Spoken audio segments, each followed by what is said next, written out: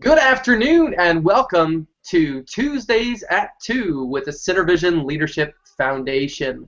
My name is Todd Greer, Executive Director of CenterVision Leadership Foundation, and we're so thrilled to have you join us for another amazing week in our Tuesdays at 2 series. Before we get too far into our series, today's guest is going to be Scott Smith, and we're thrilled to have Scott on board with us today. We also want to let you know on Thursday at 4 p.m. Eastern Time, Scott is going to be our guest on our Twitter chat. That's hashtag nonprofitchat, and you can find that through Twitter, hashtag nonprofitchat. Scott will be joining us Thursday at 4 for that great opportunity. Also want to remind you, if you have not seen some of our previous events, you can always find them on the website. That's at centervisionleadership.org/hangouts. You'll be able to find all of our events also through the centervisionleadership.org website. We're also thrilled to remind you about the Nonprofit Performance Magazine. You can find that at nonprofitperformance.org. You can find out how to sign up for your free digital issue. The second issue of that magazine comes out December 1st, and that issue is going to focus on values in the nonprofit. Our guest today, Scott Smith, is actually a contributor to issue number 3, and we're excited about that as it comes forward. But before I go any further, let me let you know how you can get in contact with Scott. Scott's going to present us with some really intriguing information here. We call it Leadership Lessons from the Frontlines.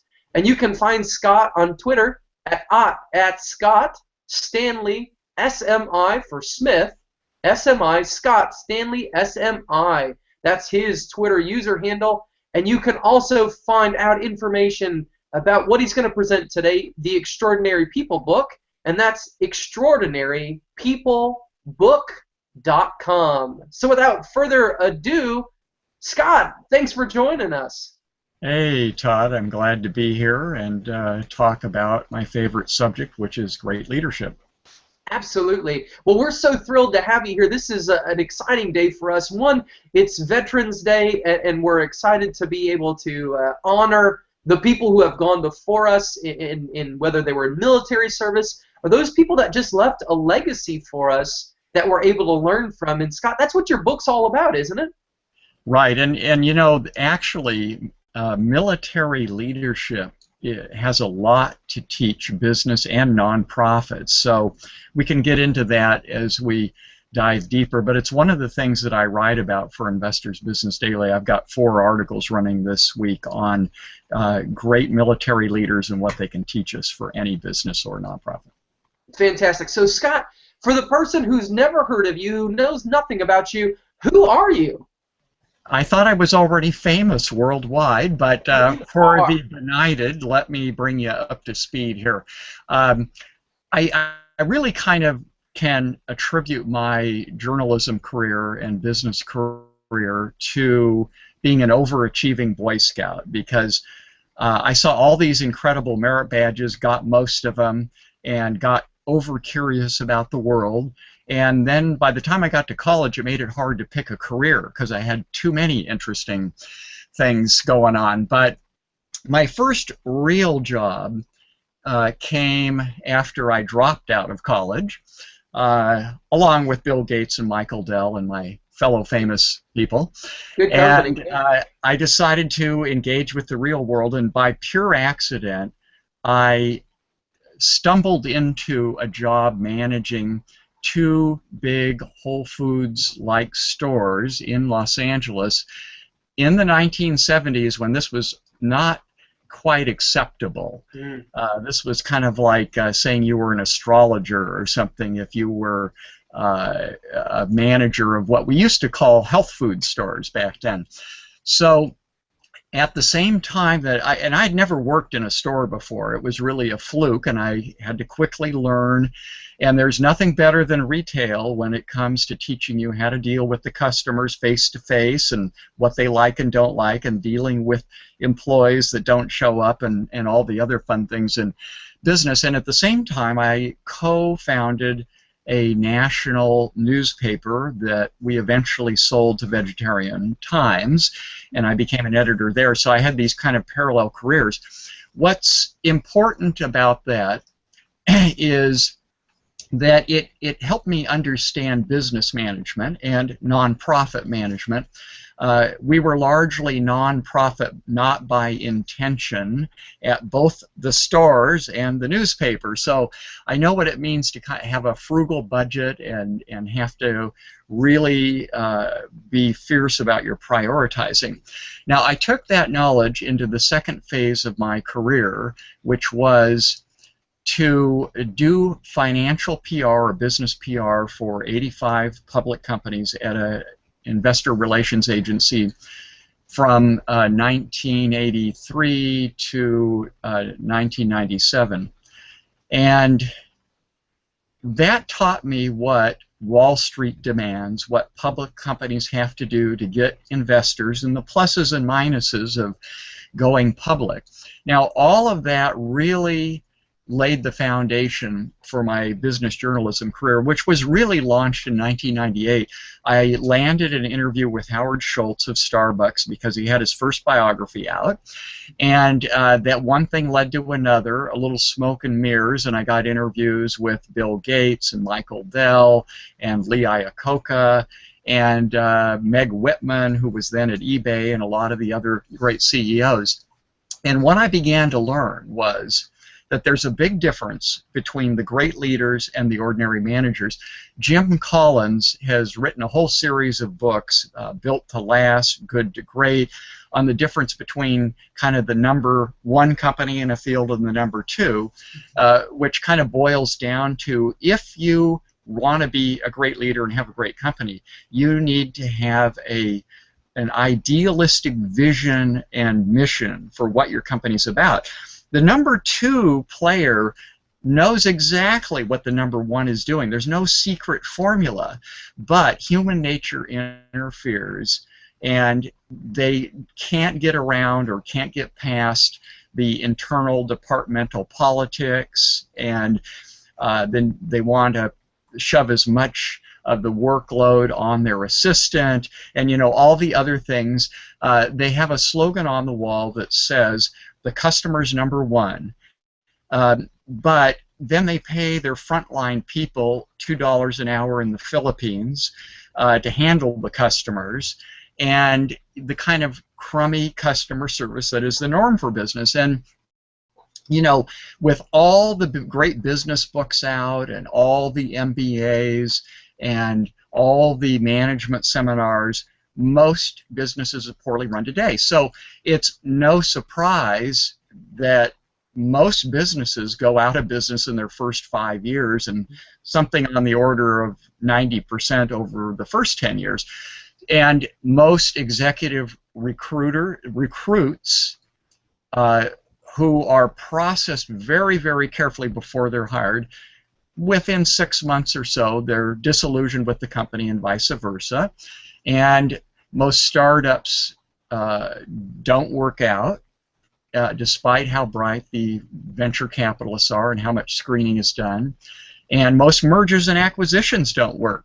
So if it were just a matter of intellectual knowledge and having a high IQ instead of an EQ, emotional intelligence, then leadership would be widespread and companies would be better run. So I began learning all of this stuff, and I found a niche in writing for business magazines because I had hands-on experience. The problem with most business journalists is they've never had a real job. They went to journalism school, got out, and took a job at Dow Jones, screwing up the press releases that I used to send them from my investor relations agency because they didn't understand.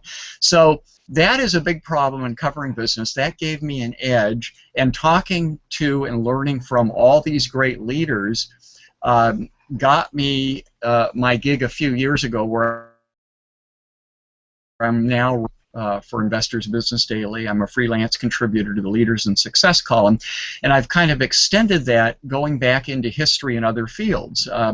Whether you're looking at Cyrus the Great, the founder of Persia, who Peter Drucker, the father of modern management, said he's the best leadership study in history, you know, going back and that far and looking at that. Or Mary Pickford, who was kind of the first great producer in Hollywood, the first silent movie star, and the lessons that you can learn from taking a broader look at success is what I've come to specialize in.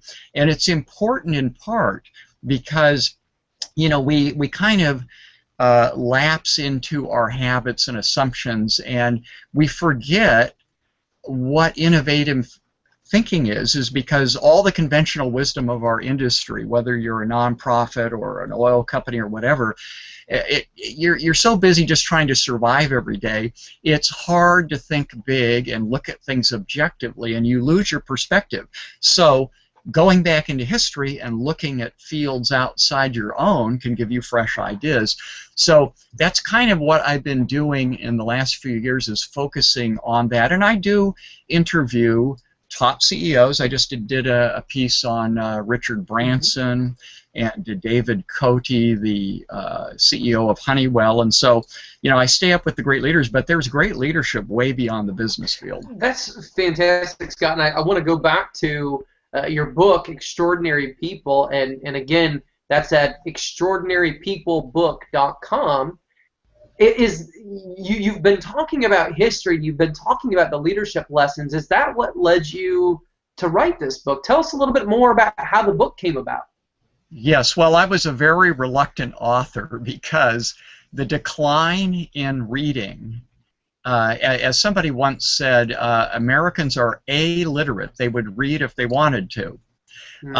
But that and the decline in the book world, and the fact that that's actually ironically led to 200,000 ebooks a year, which kind of clutters the field. It's hard to break through and get attention.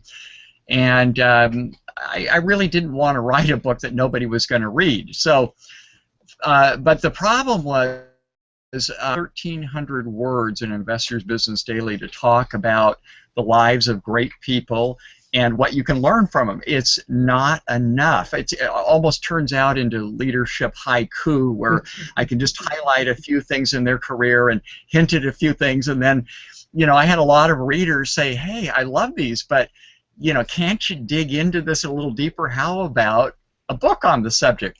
So I don't own the stories because I'm just a freelance contributor, and so I thought of, and the other thing that led to my writing the book was, as you know, I'm a history buff, and Investor's Business Daily doesn't have as much of that interest in the wider, deeper historical stuff. So I had a lot of ideas that I had pitched and they weren't interested in. So I thought, well, I can, if nothing else, I'm going to have fun writing it, and I'm going to learn, because one thing I've learned in doing all this writing is I start out like most people, not knowing much about the subject. You know, I have the headline, and we all think we know what this person's about, and my experience is that the giants of contemporary business and the giants of history in every field are just full of surprises. They're incredible people, and they're inspiring, and I want people to read biography. This is kind of, these chapters are 2,600 words, easily digested.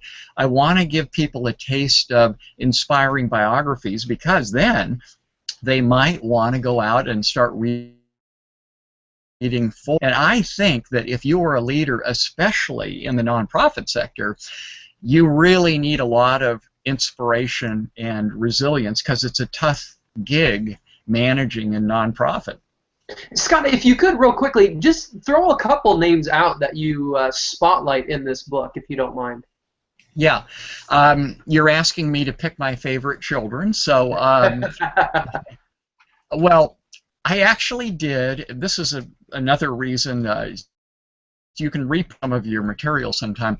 I was given an opportunity to interview Ray Charles before he died, but my idiot editors at a magazine that will remain nameless decided he wasn't important enough because he'd kind of faded a little bit from the scene. This was before I think it was the 2004 movie Ray, Mhm. which showed everybody what an amazing life this guy had. You know, he was blind, I think, at age 10 or something like that, and his mother basically said, "Hey, I'm not helping you. You're going to have to learn to get around. I'm not going to be around forever. You go figure it out." And so he literally stumbled his way to success and built his confidence and became one of the great musicians of all time. So he's in my chapter on overcoming adversity. And, you know, when you read these kinds of stories, you realize, you know something, I don't have it half so bad. Likewise, I love American history, and one of my favorite guys is somebody that a founding father nobody's ever heard of, Gouverneur Morris, and he was the guy who really wrote the Constitution, which was not an easy thing. I mean, the Declaration of Independence, Jefferson was kind of given a free hand to do it, and then they revised it a little bit. But the Constitution was a very complicated document because of the stakes that were involved with the power shift from the states to the central government, and he had to kind of appease all the different factions. But it's really his wording, and he was a super colorful guy who believed that you need balance in your life. And he was just this giant figure in history. He was one of the very few founding fathers who spoke out against slavery through the whole Constitutional Convention. He was telling them, hey, this patchwork solution you've got to slavery here is not going to work. It's going to create a problem. It's going to blow up in your face eventually. So it gave me a chance to write about these people and what they did. And there's another thing here about learning about great people, whether they're from history or the past, and that is, or for the contemporary leaders, and that is this. If you have a cocktail version knowledge of somebody's biography, it gives you a chance to connect with other people, whether it's your donors at a nonprofit, your customers in a business, your employees, your vendors. You've got something in common to talk about, and you start learning about people. Wow, you find out you've got other things in common. And I think this is kind of that, and the building the resilience are kind of the two great reasons to read inspiring biographies. And so my little book, Extraordinary People, real-life lessons on what it takes to achieve success, makes it easy for people to kind of get into biography and see the value of it. Scott, I think that's such a great point, and I think, as you put it so well, there's so many things that we can learn from the people who have gone before us. And what I found really intriguing about this book as I was reviewing it is the fact that there are some names that we're very familiar with. I mean, as you mentioned, there's the Ray Charles. You know, there's people like Jackie Joyner Kersee or General MacArthur. But there are a lot of individuals, just as you mentioned, Governor Morris. Mm-hmm. Okay. As I read it, I thought, who are these people? And yet, what you do so well is you've encapsulated them and you've given us learning points, okay? And I think that's something that's really intriguing. We recognize that as individuals that are very busy, it's very important for us to think about what's my takeaway. And for the nonprofit leader, Scott, you do something that's really beneficial in my part. You give us a takeaway. Each chapter ends with some really intriguing stuff. And what I want to do is, over these next few minutes, I'd like to pinpoint a few chapters and a few topics that I think really stick out to the nonprofit leader, if you don't mind. Yeah. Okay, great. So you touch on this idea at the very outset of the book, and I think it's such a powerful message about create something new. And in that, you pinpoint two individuals, and I know for lack of time, or for time issues, we're going to go ahead and I'll let you choose which one you want to go with. But we've got Reed Hastings, who is the CEO of Netflix, and we've got a lady by the name of Martha Harper. And most people probably have never heard of Martha, but you call her like basically the founder of franchising as a whole. What does it mean for the nonprofit leader to create something new in this life? Right. I'll give a plug for a book I just got through reading by one of my favorite authors, John Maxwell. He's got this new tiny little book out called How Successful People Think. Mm. And there are dozens of these kind of lessons, things you can practice. You know, the self-improvement thing is something that Ben Franklin really launched with his autobiography, and he told about how he would pick something to work on. And human nature being what it is, you know, you got to keep working at these things and keep reminding yourself to be detail-minded and to pick up communication skills and things like that, because you know, if you don't practice these things, then you start to lose them. So part of the purpose of these mini lessons of my column in Investor's Business Daily and biography and stuff is to kind of remind us in a different context about things like innovation. So the Martha Harper was born in 1857, and she invented the franchise concept. And she had a lot to overcome because she was an indentured servant at 7, basically a slave. Her father was a gambler, a lazy guy, and that was very unusual to put a child out at that age. But she was fortunate to work with a doctor who gave her a formula for great hair, and then she started becoming a domestic servant. She moved to Rochester, New York, where the suffragette movement was based, and as she started treating the hair of her mistress and her friends, she started thinking, you know something, a lot of women would be interested in this. I think I'll open up a public beauty parlor. Except the problem was there was no such thing at the time. It was considered intimate. Almost like bathing, to go have your hair done in public and have a beauty parlor. But she didn't take no for an answer. Nobody wanted to rent her the space. They thought it might lead to scandal. She pushed ahead, sued the guys in court, finally won, set up her shop, and then it was very difficult to get people to come in. But gradually she found some clever ways to reach out, and some of the suffragettes came in, Elizabeth Cady Stanton, Susan B. Anthony, and they started telling their friends. And then when conventions came to town, they brought people there, and people started saying, wow, I'd love to own one of these little beauty salons in my state or my city. And so she decided she was going to set up standards, and then she would go around and inspect them. There'd be a code. She'd give them the formulas and all that stuff. Eventually, she had what were known as 500 Harper Method salons all over the world. Wow. I think she died in 1965, and she really invented the concept of franchise, although she's not remembered for that. Now, there's a lot of lessons embedded in addition to being an innovative thinker and not taking conventional wisdom to kind of stop what you want to do. One is that you know, you can really give up when you run into obstacles, or you can take it as an opportunity to be more creative and step back and say, well, you know, like Edison said about the first 1,000 times that he tried to invent the electric light bulb, well, I've learned, you know, that many times how not to do it, and you know, you just step back and you find another way. So that's just one example of innovation, and you know, this is really critical for nonprofits. The bottom line is that every organization tends to fall into conventional thinking.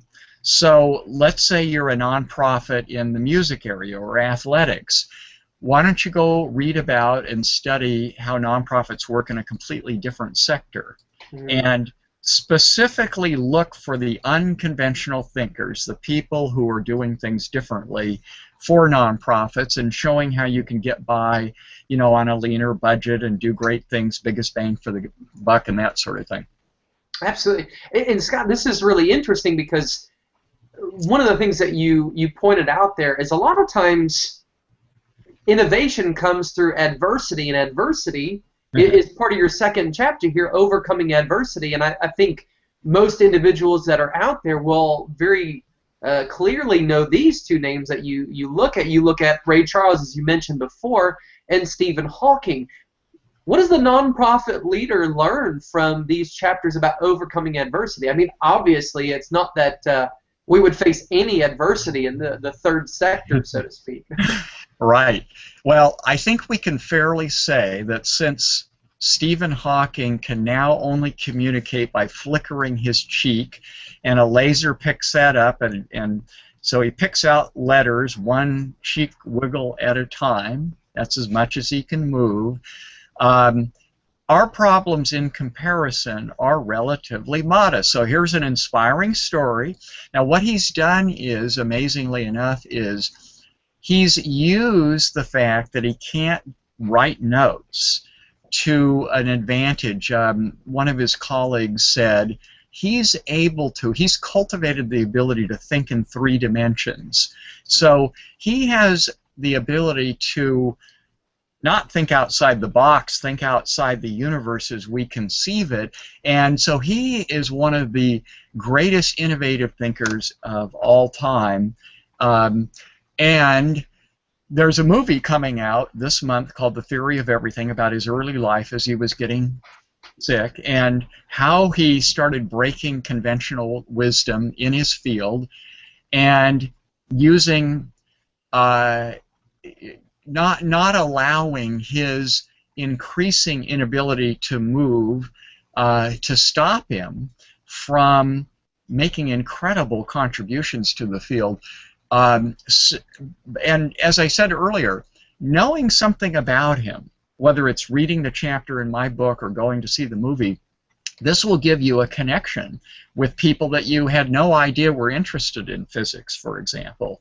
So I think it's important to know about all the great people, and they inspire us, and they remind us that, you know, you can be an innovative thinker, you can overcome adversity. So there's multiple things built into each chapter, each individual I cover, and I just highlight kind of one of these things. But at the end of each chapter, in addition to kind of the embedded lessons, I have some other little kind of aphorisms that are takeaways that help people remember it.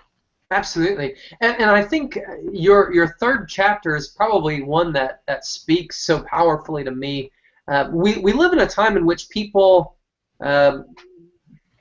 we think we've got to do it on our own, and for nonprofits, that's something that we recognize we have to begin to think differently. If we're not thinking about alliances and building alliances, as Chapter 3 is titled, then we've got issues, because there are times that we need to come together with other community organizations, with other, not just nonprofits, but we need to think about public-private partnerships. We need to think about how do we work with our governmental organizations, how do we work with our entrepreneurs. And you point that out in Chapter 3, and you give us Gouverneur Morris and Catherine the Great. What does a nonprofit leader learn about building alliances from either of these? Yeah, well, let's take Catherine the Great. Most people have heard of her. They know she was the Russian empress in the 18th century, and beyond that, few of us would know anything, and I certainly didn't before I started writing about her. What she's a great example of is, if you come from another culture, the importance of immersing yourself in the culture, not just intellectually learning about it at a distance, which she could have done because she was German nobility and she was brought into Russia, and her husband, who she overthrew, actually, he was very, he didn't have much regard for anything Russian. And so she learned the language, she converted to Orthodox Christianity from Lutheranism, and she actually did a completely outrageous thing. She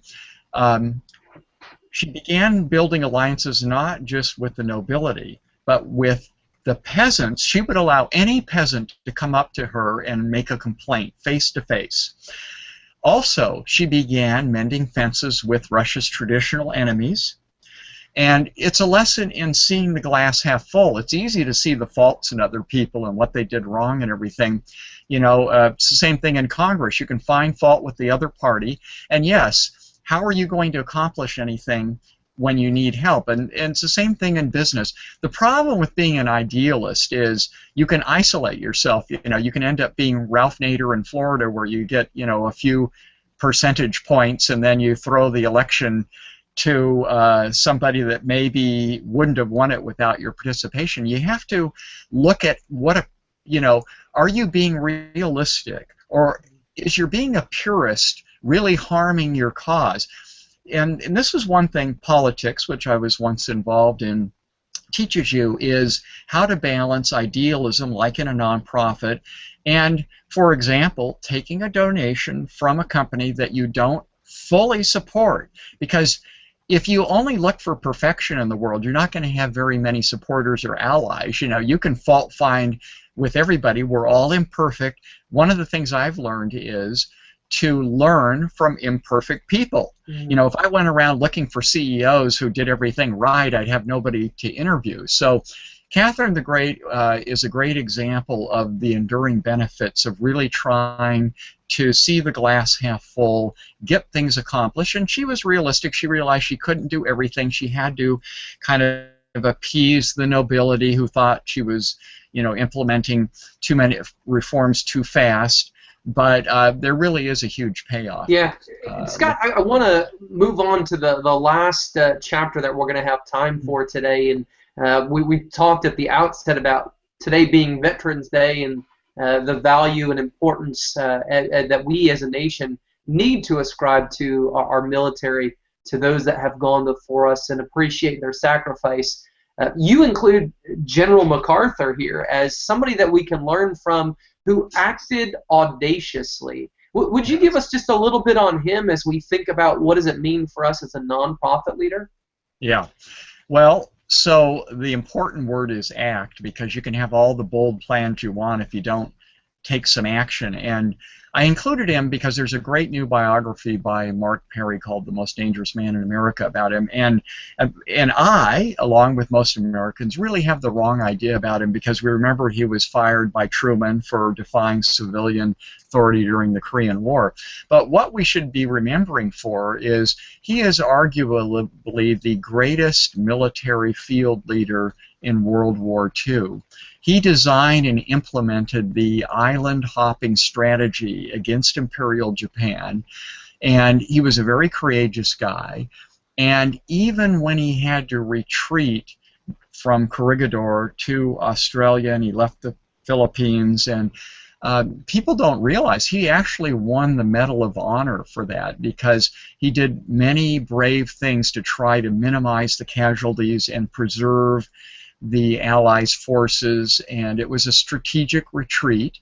And ultimately, his strategy worked because it was the first major joint air, land, and sea campaign in history, and it was brilliantly implemented with a lot of great field managers under him. And to a great extent, our victory over Imperial Japan was due to him, and that's what we should remember. And it was a very, very bold strategy. I mean, one of the keys was that, and this is a lesson for nonprofits, is, you know, not every battle is all that important. Pick your battles. He went island hopping. He would bypass certain islands that he figured he didn't really have to have, but wasn't worth the sacrifice. He picked the key places like Guadalcanal and Okinawa and Iwo Jima and stuff, and he concentrated the forces there. And you know, fortunately back then people weren't as squeamish about sacrifice. And the same thing with the Civil War. You know, modern Americans really have no idea of sacrifice, but nonprofit leaders do. It's all about sacrifice to achieve the ideals. So, you know, great leaders will be able to inspire absolutely incredible achievement. So that's kind of the lesson to take away. Fantastic. Scott, thank you so much. I think there's so much here in the Extraordinary People book for us to learn from. I think you've really encapsulated that in such a way that it's attainable for each of us to be able to read. It's quick enough that we can get through it and not feel bogged down. But there's so many takeaways that I think that are so important to us as a nonprofit leader to think about what does it look like in our organization. And I think that value is always to look back to those who have gone before us and think about how do we learn life lessons and how do we learn organizational lessons from the things that we've done. So thank you very much for that. It's been a lot of fun, Todd, and we'll talk again sometime. Sounds great. Folks, I want to again remind you, you can reach Scott Smith on Twitter at Scott Stanley SMI. That's his Twitter handle. You can reach him there. He's communicating there, and you'll find out more information about his continuing series with Investors Business Daily. Please make sure you check out his book. That's at www.extraordinarypeoplebook.com. And again, I want to remind you, Thursday at 4 p.m. Eastern Time, Scott's going to be joining us for our hashtag nonprofit chat. You can always find us twitter.com, hashtag nonprofit chat. We'll be leading a discussion from 4 to 5 p.m. Eastern Time, and we'd love to have you join us for that. Again, I want to remind you that our second issue of the magazine, Nonprofit Performance Magazine, is going to be launching on December 1st. Make sure you go to nonprofitperformance.org and sign up for your free digital issue.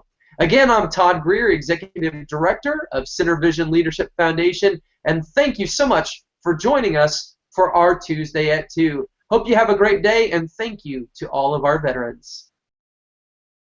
This podcast is a part of the C-Suite Radio Network.